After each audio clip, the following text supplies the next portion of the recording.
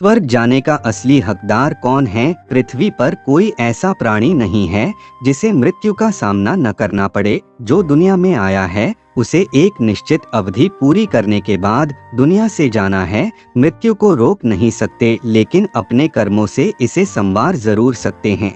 गरुड़ पुराण ग्रंथ में भगवान विष्णु पक्षी गरुड़राज को बताते हैं कि व्यक्ति अपने कर्मों से ही मृत्यु के बाद स्वर्ग या नरक में स्थान प्राप्त करता है। वह कौन सा पाप है जिसे करने वाले मनुष्य को नरक जाने से कोई नहीं रोक सकता है? कुछ मनुष्य कई पुण्य के काम करने के बाद भी नरक में चले जाते हैं। कुछ मनुष्य घोर पाप करने के बाद भी स्वर्ग लोक चले जाते हैं। तो चलिए दोस्तों, बिना देरी किए शुरू करते हैं। गरुड़ पुराण के अनुसार एक समय की बात है, देवर्षि नारद भगवान विष्णु से पूछते हैं, ऐसा वह कौन सा पुण्य है जो मनुष्य के बहुत से पापों का नाश करता है, और ऐसा वह कौन सा पाप है जो उसके अच्छे पुण्य को नष्ट कर डालता है? हे प्रभु, कुछ मनुष्य पाप करने पर भी स्वर्ग में क्यों जाते हैं और कुछ मनुष्य को पुण्य करने के बावजूद भी नरक में क्यों जाना पड़ता है? तब भगवान विष्णु कहते हैं, हे देवर्षि, आज आपने संसार के कल्याण हेतु उत्तम प्रश्न किया है। इसी संदर्भ में आज मैं आपको एक अत्यंत प्राचीन इतिहास सुनाता हूँ, जिससे सुनकर आपको आपके सभी प्रश्नों के उत्तर मिल जाएंगे। जो भी मनुष्य इस कथा सुनता है उसके समस्त पापों का नाश होता है।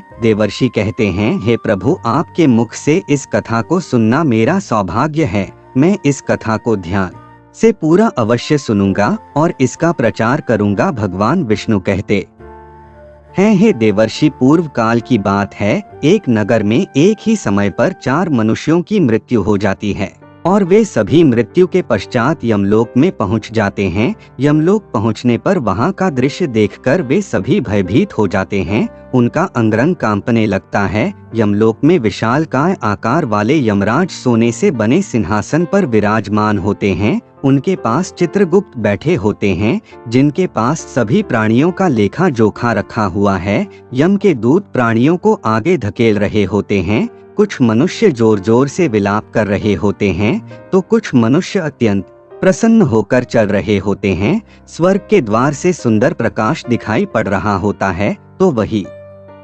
नरक के द्वार से धधकती हुई अग्नि की ज्वाला दिखाई पड़ रही होती है। इस भयानक दृश्य को देखकर वे चारों एक दूसरे से बात करने लगते हैं और अपने अपने पाप के विषय में चर्चा कर रहे होते हैं। उन 4 में से 3 लोगों ने अपने जीवन में बहुत पाप कर्म किए हुए होते हैं और उन सभी को यह जान पड़ता है कि अब वे तीनों ही नरक में ही जाने वाले हैं। उन तीनों में एक डाकू होता है, दूसरा पुलिस होता है, तीसरा डॉक्टर होता है तथा चौथा एक नेता होता है। वे चारों अपने अपने कर्म फलों को भुगतने के लिए तैयार होते हैं। चारों एक दूसरे के पाप कर्मों के बारे में बताने लगते हैं। पहले डाकू कहता है, भाई, मैं तो पक्का नरक में ही जाऊंगा, क्योंकि मैंने बहुत समय लुटमार की है, दूसरों का धन बहुत लुटा है, दूसरों को तकलीफ दी है। ऐसा मैंने मजबूरी में किया था। लुटमार करके मैं अपने परिवार का पेट पालता था, क्योंकि मैं कहीं भी काम मांगने जाता तो मेरी गरीबी और कपड़े देख के मुझे कोई काम नहीं देता था। शायद मेरे भाग्य में यही लिखा था, इसीलिए मुझे लगता है कि हम चारों में सबसे बड़ा पापी मैं हूँ। मेरे पाप से मुझे कभी मुक्ति नहीं मिलेगी, यह मैं जानता हूँ। पता नहीं मुझे अगला जन्म किस प्राणी का मिलेगा, यमराज मुझे कौन सा दंड देंगे। उसके बाद वह पुलिस वाला बोलता है, भाई, हम तीनों में मैं ही सबसे बड़ा पापी हूँ। मुझसे बड़ा पाप यहाँ पर किसी ने नहीं किया होगा। जो पुलिस वाला लोगों की सेवा के लिए होता है, मैं तो बहुत से लोगों को परेशान किया हूँ, उसे नरक में ही डाला जाता है, यही शास्त्र कहते हैं। इसीलिए मेरा भी नरक में जाना तय है। किंतु मैं कसम खाकर बोलता हूँ कि मैंने यह पाप जानबूझकर नहीं किए हैं। मेरे पास जीवित रहने के लिए यही एक उपाय बचा था। मैं करता भी तो क्या करता, मेरे पास इतनी शक्ति नहीं था कि मैं अपने सीनियर से लड़ सकूं। पता नहीं किस पाप के कारण मुझे इस जन्म में पुलिस वाला बनना पड़ा और ना जाने आगे मुझे किस प्राणी के रूप में जन्म लेना पड़ेगा। मेरे पाप से यह मालूम पड़ता है कि मैं भी पक्का नरक में ही जाना पड़ेगा। उसके बाद वह डॉक्टर बोलने लगता है, भाई, हम तीनों में सबसे बड़ा पापी तो मैं ही हूँ। मैंने बहुत बड़े पाप किए हैं। मैं इलाज करने के ज्यादा पैसा लिया करता था। मैंने कितनों के प्राण लिए हैं, ना जाने कितने मासूम लोगों को सताया है, ना जाने कितने निर्दोष लोगों को मेरे हाथ से इलाज नहीं हो पाया है। यमराज मुझे कभी क्षमा नहीं करेंगे और मैं निश्चित ही नरक में ही जाऊंगा। लेकिन मैंने यह सभी पाप जानबूझकर नहीं किए हैं। अपने परिवार के पालन पोषण के लिए मुझे यह पाप करने पड़े हैं। मुझे मजबूरी करना पड़ता था। यह सभी पाप करते हुए मुझे अत्यंत दुख भी होता था और मैं जानता था कि यह पाप करने से मुझे नरक की ही प्राप्ति होगी, किंतु परिवार के मोहवश होकर मैंने यह काम किया है। लेकिन पाप तो पाप होता है, इसीलिए मेरा नरक में जाना तो तय है। अपने ज्ञान का दुरुपयोग करता है से निश्चित ही नरक में जाना पड़ता है। मैंने लोगों को ज्ञान देने के बदले में उनसे धन लिया है, कभी किसी को मुफ्त में इलाज नहीं किया। इसीलिए आप तीनों में सबसे बड़ा पापी तो मैं ही हूँ और मुझे ही नरक में जाना पड़ेगा। उन तीनों की बात सुनकर वह नेता हंस पड़ा और बोलने लगा, तुम तीनों तो इतने बड़े पापी हो कि तुम लोगों को नरक में जाना ही पड़ेगा।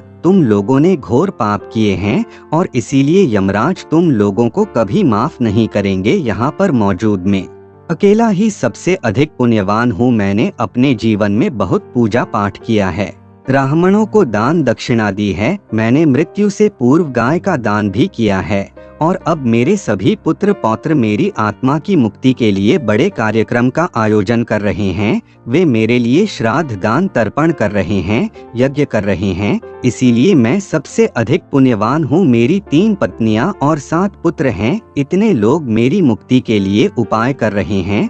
और हाँ, मैंने अपने जीवन में कभी कोई पाप नहीं किया है और जाने अनजाने में किए भी होंगे तो मेरे पुत्रों के श्राद्ध आदि के कार्यों द्वारा मेरे पाप भी नष्ट हो जाएंगे। मैं मंदिर जाता था, द्वार पर आए अतिथियों को भोजन कराता था। इसीलिए मुझे पूरा विश्वास है कि यमराज मुझे नरक में नहीं डालेंगे और मुझे मोक्ष की प्राप्ति निश्चित ही होगी। फिर वे चारों धीरे धीरे आगे बढ़ने लगते हैं और फिर जब उनका समय आता है तो उन चारों के पाप और पुण्य के कर्मों का मूल्यांकन किया जाता है। सबसे पहले बारी आती है उस डाकू की और फिर चित्रगुप्त उसका लेखा जोखा निकालते हैं। कुछ देर तक विचार करने के बाद, उसके पाप पुण्य का मूल्यांकन करने के बाद यमराज उसे स्वर्ग में जाने के लिए कहते हैं।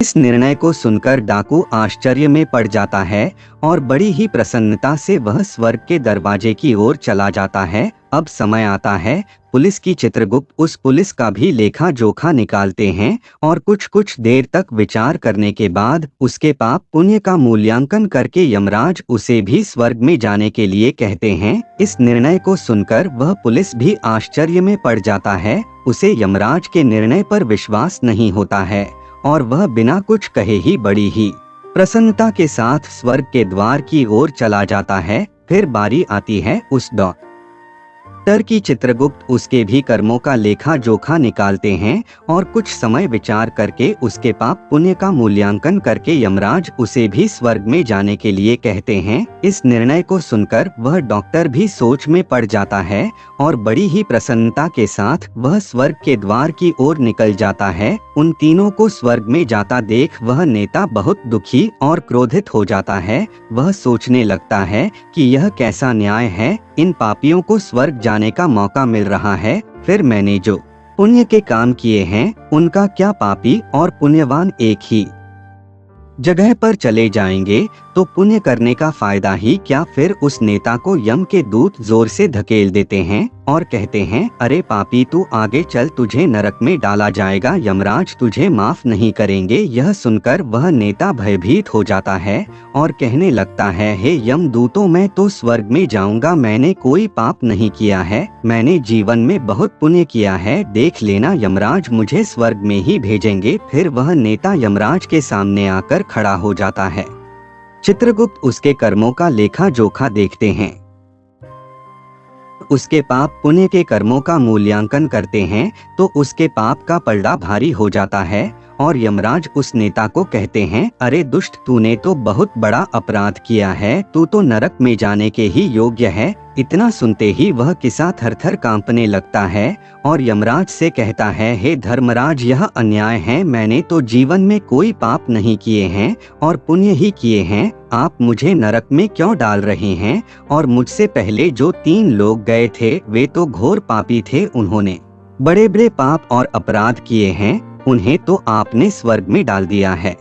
ऐसा अन्याय मेरे साथ क्यों कर रहे हैं? अगर ऐसा अन्याय होगा तो भले कौन सा मनुष्य धरती पर पुण्य करेगा। फिर यमराज कहते हैं, अरे पापी, तूने जो पाप किया है वह तो उन तीनों के पापों के सामने कुछ भी नहीं है। तेरे एक पाप के कारण तेरा सारा पुण्य फल नष्ट हो गया है। यदि तूने यह पाप नहीं किया होता तो तू स्वर्ग में जा सकता था, लेकिन तूने यह पाप जानबूझकर किया है, इसीलिए तुझे नरक में अवश्य जाना पड़ेगा। उस डाकू ने तो मजबूरी में लोगों को लूटा था, किंतु वह डाकू दूसरों की भूख मिटाता था, गरीबों को दान करता था। उसने कभी किसी निर्दोष और गरीब व्यक्ति को नहीं लूटा। उसके पुण्य कर्म उसके पाप से अधिक थे, इसीलिए वह स्वर्ग में गया। दूसरा जो पुलिस था वह अपने मन से किसी को परेशान नहीं किया था, उसे जबरदस्ती करवाया जाता था और बाकी कार्य तो उसने पुण्य के ही किए हैं। वह पशु पक्षियों को रोज दाना डालता था, जानवरों की सेवा करता था, इसीलिए उसका भी पुण्य पाप से बड़ा था। वह डॉक्टर था, उसने अपने ज्ञान का दुरुपयोग अवश्य किया है, किंतु वह नित्य गाय की सेवा करता था, दान धर्म